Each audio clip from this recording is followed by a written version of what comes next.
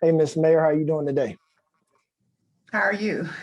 I'm not too bad. I'm blessed, in pretty decent health. So, Yeah, I'm okay.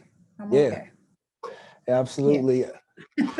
Absolutely. Yeah, with all that's going on, we're blessed, and we have a portion of health, and we're out here, just trying to make the world better and leave it better than we found it, right? Even in the midst of all that's going on, it's Yeah. attempting to figure out how to do the work and help people stay stable um, during this pandemic. And I'm sure that the show helps a lot of people, that they find comfort in it. So everybody doing their part is just so important. Yes, absolutely, and I appreciate that. Thank you. That's a great segue, because we appreciate you, making us, a trusted choice, as far as a news outlet here. We talk to you quite a bit, and we appreciate that. So we've kind of come in from all kinds of angles and whatnot. Every aspect of you growing up here in Charlottesville, of course, your civic work and duties, and even the professional realm that you're in now, with being, the representative for the council, right, for the city, and trying to make change. So definitely first want to start by saying we appreciate you always reaching out and accepting our invitation. Yeah. No, I appreciate the invitation. I know a lot of people struggle with my choices, and but it's not. I don't care if people don't agree with me. I don't care when people ask me hard questions and challenge me. Everyone should have that in their lives. But the Whiterun Media outlets in Charlottesville, it's just been a really big challenge, not just for me, but historically. Right. And that's not journalism. And I'm just not participating, in it when I know that they don't mean me any good.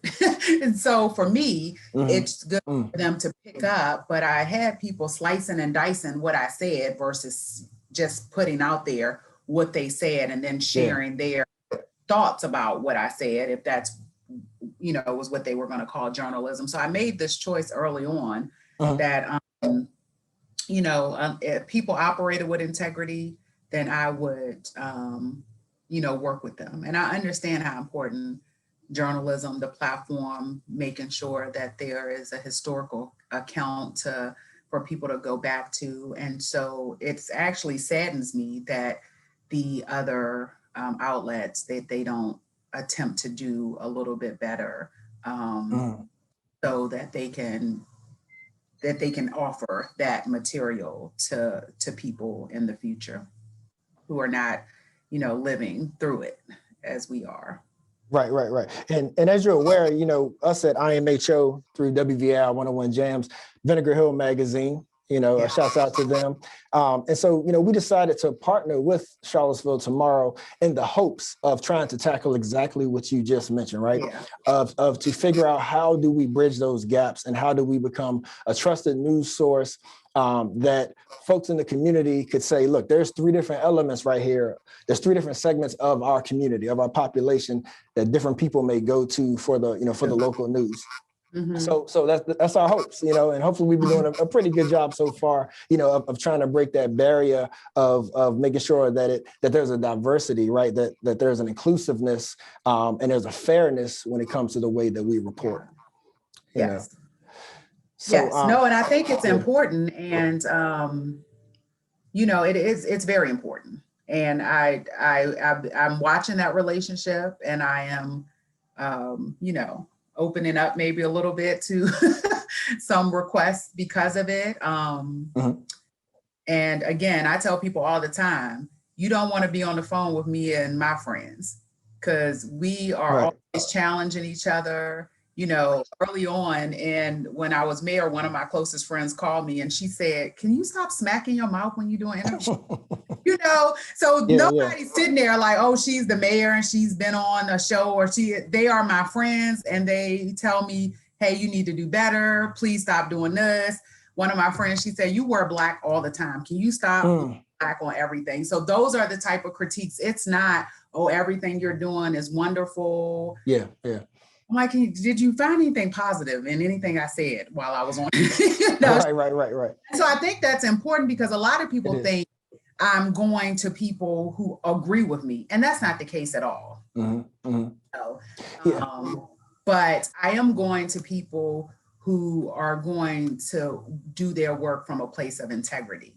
And yes, that's important. Don't always agree with me, and before I was running, before, campaigning, I know there was some question marks, which people think that that's not the case. So it was definitely not a relationship. Oh yeah, they agree with me 100%. That's not the case at all. Yeah. Now that being said, like I said, there's been many things that have brought us to the air over time. But here recently, let's go ahead and address the elephant in the room. Yes. So there was a recent post that made it to national news, but before it did that, there were even some local, let's call them naysayers, folks who traditionally, historically here in recent past have not had, seems to be your best interest in hand. They don't always give you the benefit of the doubt, right? So, no, they're not giving me the benefit of the doubt, because what does that do? If you're talking about dismantling white supremacy, looking at racism squarely in the eye and challenging it without blinking, that's a problem for them. So those people who are challenged by me, it's because they don't want, even when they say they want to help be the change in the world, it's not authentic change, and it's like liberating, especially to Black people. So that's the problem. Yeah. So for better, for worse, that, the statement that you made, right? Like, let's get to the nitty gritty, the heart, the crux of it, right? If we can strip away the sensitivity that people have towards the language, the wording, what was your purpose? What was your point? So, I mean, and I have it in front of me. So, the first of all, putting Charlottesville in the first word, it's to put you on blast, not for a national, because we've already been put on blast at a national level and we haven't changed anything. I don't talk to anyone, people nationally any more than I do locally, really. We addressed that last night, turning down 99% or more of the requests that I get. But it was intended for us, right? And that are seeing it and hoping that they can learn from it. That's okay, because that's what wants to happen in the world, because we know that this world is unjust. But Charlottesville, the beautiful, ugly it is. I tell people all the time, Reverend Grooms, Brenda Brown Grooms, said the beautiful, ugly and described Charlottesville doing Dr. Holly Elwood's service. And of all the emotions that I was going through that day, that is one thing that has stuck with me, because I never really knew how to describe it. But if you're from here, you understand this is a very beautiful place, and you can understand why people are attracted, to it. But I used to say all the time, without giving this description, that and she just put my thoughts into those two words so well. Most people are living such devastated, depleted lives that they can't even see the beauty, right? And so people walk around here, they come here, they want to come here and get married here on plantations and drink wine at vineyards that were former plantations. And during the pandemic, our economy is struggling because it's built not for local residents, but for wealthy white people, tourists, UVA students. And so a lot of Native people, they don't get to see the beautiful of Charlottesville. But since then, she put my thoughts that I've had my entire life into perspective with those two words. Like, she defined something that I was unable to. Charlottesville, the beautiful, ugly it is, because that is Charlottesville. And most people who are in positions of power are able to sit and kind of bask in its beauty. Yes. And the rest of us are not. And then it rapes you. Right? And people have said everything about that it rapes you part. But what are we talking about? We are talking about it at a community primarily made up of 70% white people, where those white people in this community use their power in a very abusive way. So we have Black families who generationally, since enslavement, have not been able to come from under that oppressive knee that white Charlottesville puts on its neck, right? And that is a challenge there. So rape in terms of pillaging, there's no comfort in that when you pillage a community, when you take everything from it. And so that was a strong word choice. And for all the people that were triggered, that was not my intention. I have worked with women who have survived that trauma. And so that was never my intention. So my apologies, for the people who felt that in that way. But for those who are able to move through that actual meaning and understand of what a community that rapes a significant number of its community member, what does that feel like, look like, and what are your long-term possibilities and outcomes? So we have kids who can't dream because since their family members were enslaved on this land, they have been in bondage. Yeah, and I also think that I'm sorry. Go ahead. Oh, I was going to say, I think that the verbiage is important, though.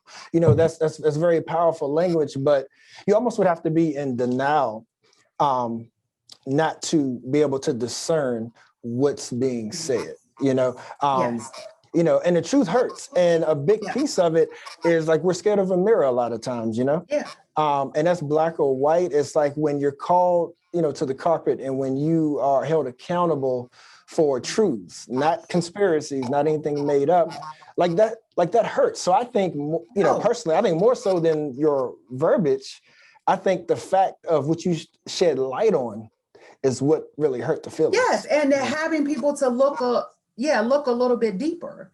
And then I had, where people struggle with my word choice, my struggles were whether they were wrapped in cum-stained sheets or comfort in cum-stained sheets. And I chose comfort because there's no comfort after someone has taken everything away from you, and then said, oh, and here, in the bodily fluids I have left you with, find comfort in that. And I wanted to make sure that people understand that people in this community, there's no comfort for a lot of us. And people are giving us spoilage and calling it comfort. And that goes back to that long-term conversation about crumbs. You're offering me your crumbs and telling me I should be happy with it. You're in charge of the narratives, and you're telling me that the narrative that you have about my life is the truth. That's not that. And we said in 2017, Black Charlottesville said, we know that 2017 wasn't the beginning of anything here. We have lived in this community, and we have barely survived in it since it was created. But white Charlottesville said, oh my goodness, not here, not us. This is not who we are. Those are outsiders. No, they're 2 UVA graduates is who they were. They were not outsiders, right? And so that part is important. We keep attempting to remove ourselves from this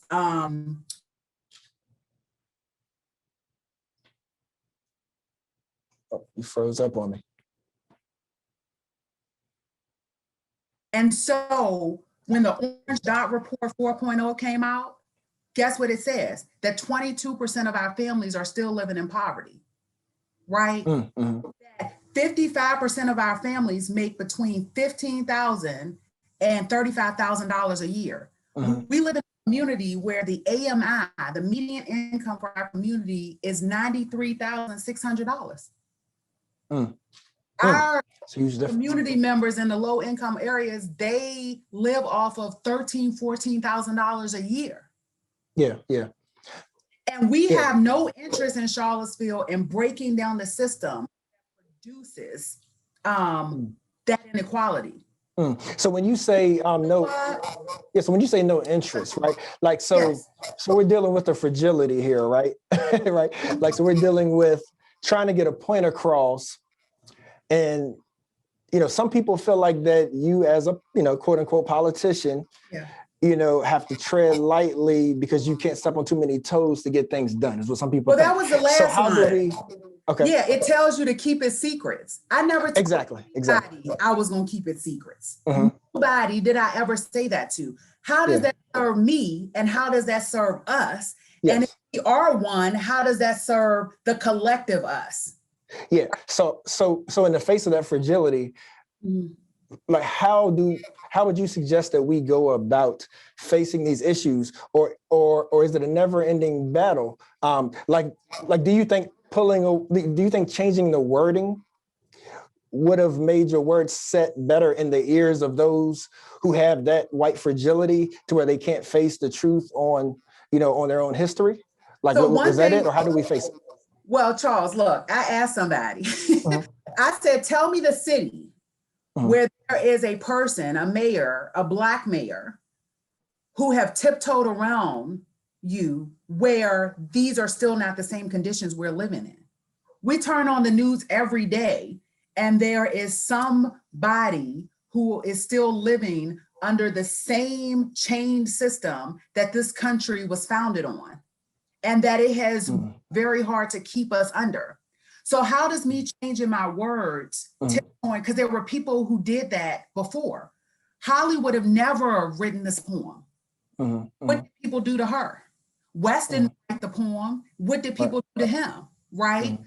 So there have been a lot of people. Reverend Edwards didn't write the poem. Charles Barber didn't write the poem. Kendra Hamilton didn't write the poem. If we want to talk about all of these people, but we are still in the same place, having the same conversations where we find it acceptable that a few people possibly make it out. So I'm not interested in keeping your secrets. And I think when you're talking about white fragility, I don't respond typically to press. And I wish I responded to this Washington Post one because I didn't know what she was going to do. Right. But she put in graphic poem, Charlottesville mayor compares her city to a rapist, and then puts a picture of the statue of Thomas Jefferson in front of the rotunda. What do you do with that? You? What? I should have responded to you, Laura. Just send her a gift card. I think Laura reached out. I didn't even open it. I think it was her. But that was it. Right. That right there tells everything. So we have a community that was created through the vision of someone who enslaved people. After they took the land from indigenous people, right? And they raped them too. So white America has a history of packaging and making people the other, right? And they do it to low-income white people. Yeah. So it's not just, they'll do it to everybody. There'll always be an other as long as we allow them to continue to create it. Yeah. So was there any reaction that surprised you at all, or like any parts of the way that people responded that was surprising, or like you sort of expected it as you were typing? Well, no. So of all the things I say, and I think we talked about this last night on the Facebook Live, so I called West and said, this is becoming a big deal. He said, what? Would you send me earlier? I'm like, yeah. And he said, all the things you say, this is a big deal, right? So when I didn't think this was going to be the thing that became the next thing that became viral, because that didn't make any sense, right? But I'm not, I would do it today. I think that's the question. I would still do this thing today. So I apologize. Some people are like, apologize. People have asked me, Facebook hacked. Was your Twitter, because you never tweet really, hacked. And I was so frustrated by what has happened over the past few months, right? And that's what happened that day. Yeah. So you said what you meant. I was so frustrated over dealing with the city, dealing with the people who have been elected. I have to fight with people about everything. We talking about changing the system, but I have to talk about maybe possibly some of our 1,000 employees are not on board with this change. And they may have a problem with me, not because I've done anything, but because they have a problem with the pace of change, you know, or the change period, because maybe it doesn't serve them well either. No one asked those questions. They asked me, what did you do? That's what my colleagues did, where I was like, well, I'm done then. I've never given anybody a reason to call me a liar, right? I have kept a lot of stuff to myself, and I just deal with it because I'm strong enough to deal with it, so I don't need to fight everything. But if I trusted someone I shouldn't have trusted. And then after I trusted them and they shared something with my colleagues back, you know, December-ish, and it was not true. And I asked my colleagues, so you may not agree with me, but when have I ever lied to you? So I said, what? There's no reason for me to pretend that anything differently has happened here. If you all are going to continue to do what is white versus what is right, and if we are going to keep having these discussions, and if you are now trying to bring me into this consensus building space, and I have to tell you, the same people who voted for you didn't vote for me. So don't try to make me assimilate into your world, because it's not going to happen. And then say I'm problematic and a bully and nobody can get along with me because I refuse to do what I have helped maintain my sanity my whole life, and remain as free as possible as a Black woman can be in the United States of America. Did not have people elect me for me to give that away. That's right. Okay. Yeah. So in the blue dot in the South, as the city is called sometimes, then like, what are you thinking that our approach should be? I'm sorry, I didn't. The illusion. Right. Hey. The illusion. Right. Yeah. You said it from the beginning. So, yes. But that being said, then, how has this changed your approach, if it has? In regards of it claiming to be so progressive and whatnot, like, how do we incline the ears of those who are so easily offended and who are even denying history? Or is there a way? So, Charles, I don't think that is somebody's role. It's just not mine. I was going to quit in December. I was done. I was like, is this the city stapler? Because, I work from home almost all the time. I just go downtown, usually when everybody's out the building, and pick stuff up. And so I'm like, is this their stapler? To take this paper back? I mean, everything. I don't need this, in my work. And that's just where I was at. I was dealing with a lot of personal grief. And so I know that played a part in it. But someone I didn't know that I talked to said to me, are you going to give them the gift? Are you going to use your pain to give them the gift of your resignation? Strange. I'm going to call his name out on here. He was a friend of a friend. I don't even know. Why are you talking to me like that? But then it made me think. And I understand why people get so tired that they just retreat. And whether that retreat means that they try to figure it out a different way, because I wasn't sure, or whether the retreat meant I've been sacrificing for a lot of decades now, my own family, and then maybe I just focus on myself. Or whether that retreat meant what Randy Robinson meant after he wrote The Debt, what America owes to Blacks, and The Reckoning, what Blacks owe to each other, because hey, that's just as important. In Charlottesville, Virginia, he wrote in 2004, Quitting America, and he took his butt to St. Kitts. So I'm sitting there like, well, maybe I need to just leave here. And so if that is how, I'm a person who never thought, and I have energy and I have good stamina and I can fight the fight and I'm not easily offended. Most people can't do it. And that's why we are not getting where we're going, because I think people get fed up and they leave. And so if there are people who are sensitive, who are focusing on two words, right? 1, 2, sometimes it varies who and which one they're focusing on. Yeah, they may But just have a vendetta. They may just have a target. You know, you yeah, never make them happy. and it's Some just people- not your comfort is, it's never been, I never told you it was, it's not my concern. It's none of my never mind, right? None of my never mind. Yeah, yeah. So, and I hope that you can find somebody who it is, if that's what you need. Right. It's just not me. right. And you know, and so many of us, you know, do appreciate that about you. You know, sticking to that from the campaign promise.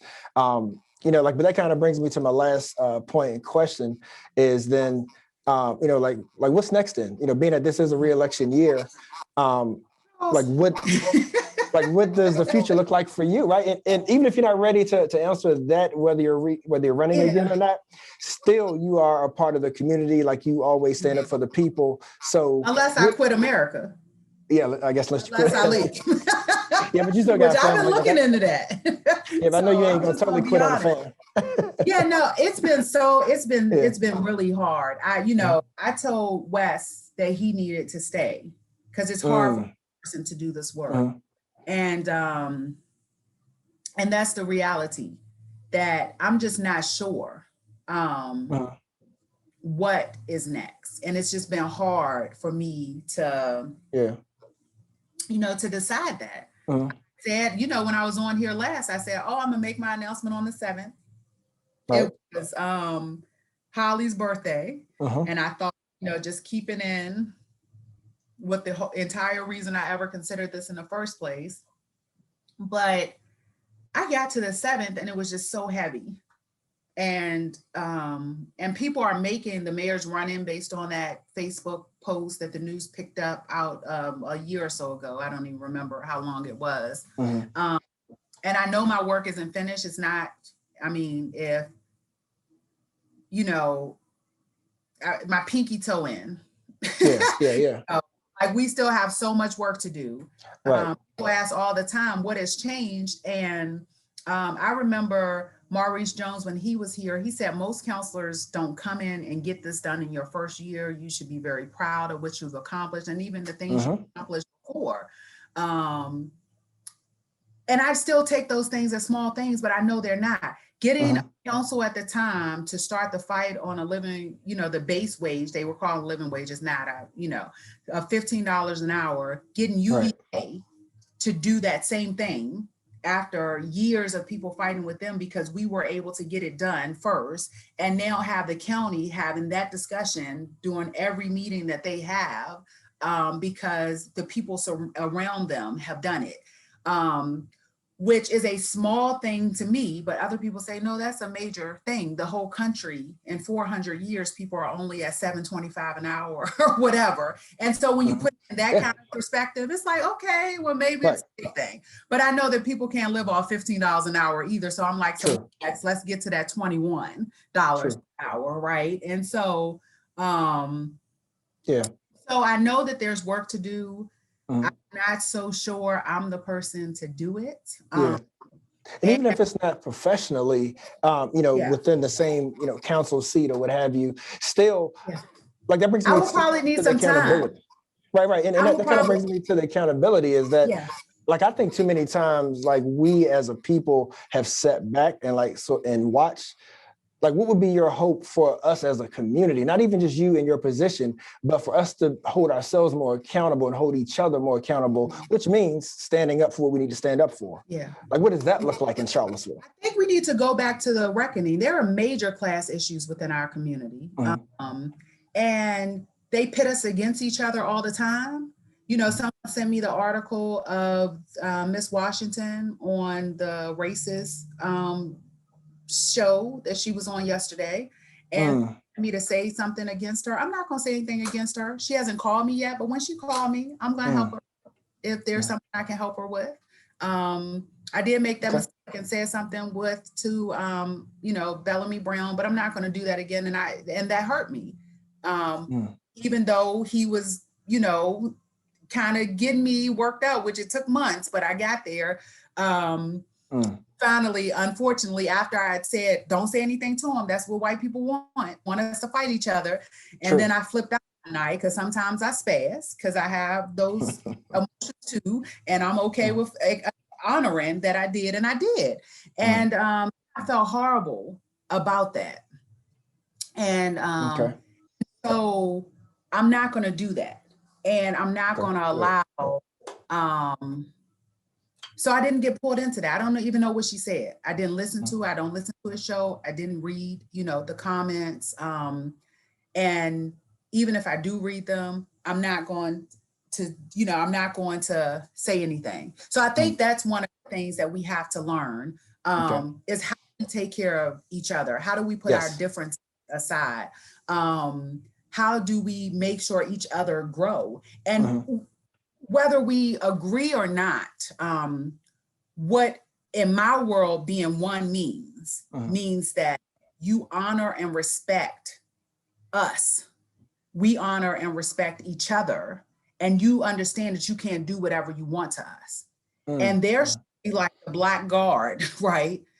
When something has happened in this community that displaces us, that leads to mass incarceration, that allows our families to not be vaccinated for COVID, the community should get in an uproar about that. When you have generations of family members who have lived in housing and haven't been able to secure high-paying jobs, and then people try to blame them for needing to live in housing, and the city and UVA, soon as the pandemic hit, even though we have reserves and they have a $9 billion endowment, they laid off their lowest income, workers, the lowest wage workers. And I'm sure at least the city is trying to figure out, how can we need fewer of these people we now have to pay $15 an hour for? That's your world-class city, right? That is what we should be in an uproar about. And most of those temporary employees are not Black people. So that's what it needs for people to understand. So when I protested and quit my job because they tried to create a category to save me, thinking that I would be okay with keeping a job when you laid over 300 other people off, most of those people that I protested for by sacrificing myself to say, I'm not going to stay in a job just because you think I'll keep my mouth shut if you create a category for me, were white people. Okay. It's not right. Right. Don't treat people like that. And so I think those are the things that people don't understand. They don't even hire us. Now, the people who have been there long term are usually Black people and Black and female, and they don't treat us very well at all. But if you go through the demographics of who they laid off, the majority of the staff members are white. And so it tells you who I am. I had a problem with it, even though I knew who was primarily affected, and I still did the same thing I would have done for us. Because it wasn't right. Right. Well, thank you. That's Thank you for being who you are. And thank you for being who you are. But, and thank you always for joining us at WVI, in my humble opinion. And in closing, following this, going into your next phase, trouble don't last always, right? It does. Hey, it seemed like it at least lasts for 4 years. Right. Or a campaign year and a tenure. But okay. I like that. But I'll give you the last words though. Following this, what are your closing words to the city of Charlottesville? Whether you want to separate that into your naysayers and to the people in your community, but Charlottesville as a city, what would be your closing words following this? Charles, so I think what I'll leave. I used to think working in nonprofits, how resource rich we were, if people just knew how to do it, they would do it. And I'm not sure I believe that. So that's part of what I'm contemplating. I'm working in a space where I can't control, right, and I have to work within these spaces where other people can hire, other people can make decisions, and other people can just say I'm a bully and crazy. And so that means that I can't change a lot of things, right? And this city would be different if I had more control over those processes. And I will say that 1000%. I don't care how many city manager training institutes, universities, anybody has been through, I will say that. And everybody, there's nobody that will dispute it in a debate. because I know what I can get done, and I know what I see, and I know how my brain works, and I know that I can learn anything, and that I do a great job. But what I'll say to the city is this what you really want? And if you really want that for people to really be free and for liberation, then you have to take the chains off of their backs and the blinders off of your eyes, right? The people who want this, because we have to acknowledge that not everybody in this community wants people to be free. They know that they need servants, they need low-wage workers to run their businesses, they need to come and clean their houses and work and nanny for their kids, clean the swimming pools, clean their bathrooms, their oil. They are okay with paying us the 400 years that it is taken for us to get to a minimum age that we are in this country. They are okay with you staying there, piecing together your lives on a little over $7. Okay. It's truth. But for the people, so I'm not talking to those people at all. For the people that is not okay with, because they're gonna be, and that's okay. But that's not okay, but that's them, and it's gonna be very little we can do. Right. The people who that's not okay with, then one of the things that we need to do is that we need to do that work. They need to do that work on themselves. The level of white fragility from the people who supposedly get it, a white woman with Black children who hate the Black woman who's fighting for liberation because your daughter don't get the same privilege that you got. Preach. Right?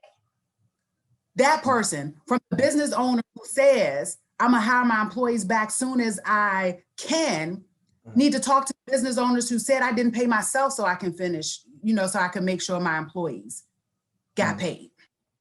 Right? To the people who want to worry about revenue and say that I shuttered their businesses, which now I got all the power in the world to shut down businesses. No, first we need to decide whether your business was actually a business or a hobby. So that's number one. Two, was you catering to the community or to the tourists and UVA students? Because that's number two. Because when you were catering to them, you were never thinking about us. So then we didn't have a history with you to sustain you during the pandemic. And those people who had the history with the community members supported them during the pandemic. But since you only heard about the tourists and the UVA students, then we didn't know that your door existed because it was never made for us. So then don't blame me for that. Right. These are the people who say we support, just not her delivery. We want this world that she talks about, but we just don't want her to be the one that lead us to it. I'm not so sure y'all really, if that's true. And then for you to really even answer that, y'all need to do some more work. You need to dig a little bit deeper and do that internal work. And the best way to put it is, if you know how to sustain a relationship, it takes work.